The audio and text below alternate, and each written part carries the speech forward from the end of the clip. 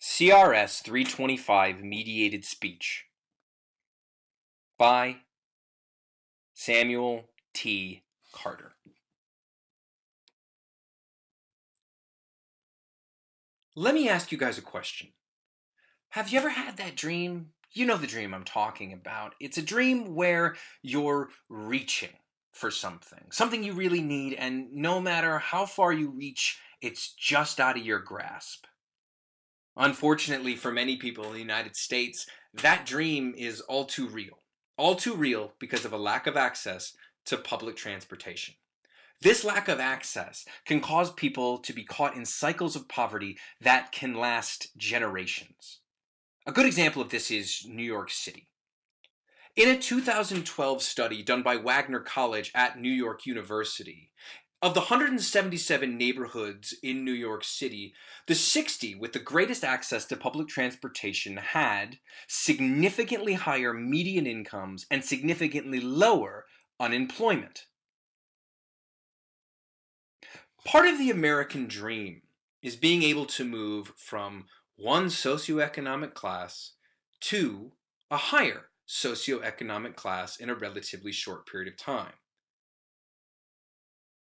According to Harvard University economist Raj Chetty, one's access to public transportation is directly linked to this economic and social mobility. For example, a child born into poverty in a city like New York or a city like San Francisco has a much better chance of moving from the bottom third of the economy into the top third of the economy. Whereas a child born into poverty in a city like Atlanta, Georgia, or Jacksonville, Florida, has a much lower chance of moving from the bottom third of the economy to the top third of the economy because of this lack of infrastructure. Or, as the New York Times puts it in a synthesis of Chetty's work, access to public transportation matters less to children of middle class and rich backgrounds because these families are more likely to own a car.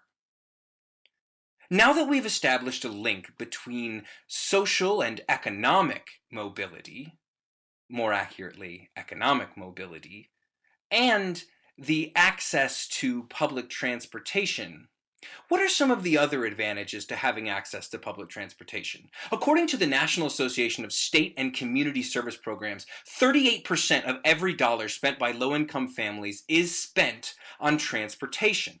And of that 38 cents, 98% of that spending is spent on operating and maintaining a local motor vehicle.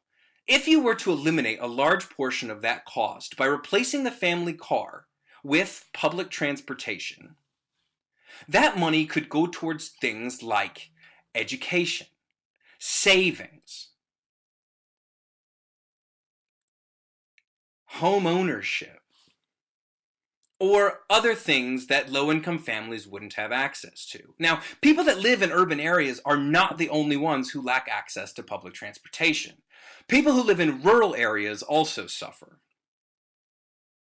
According to the Study of Rural Communities and Expanding Horizons from the American Public Transportation Association, 66% of people living in rural communities in the United States of America have no access to public transportation. Now, people are not the only things helped by access to public transportation. Also, the communities they live in are helped by public transport. According to the study of the business case for public transportation by the APTA, out of every dollar spent on public transportation infrastructure, $4 are generated for the local economy.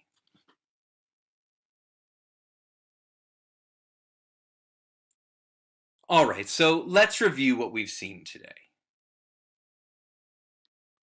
People who have access to public transportation make more money, are more economically and socially mobile, have more expendable income,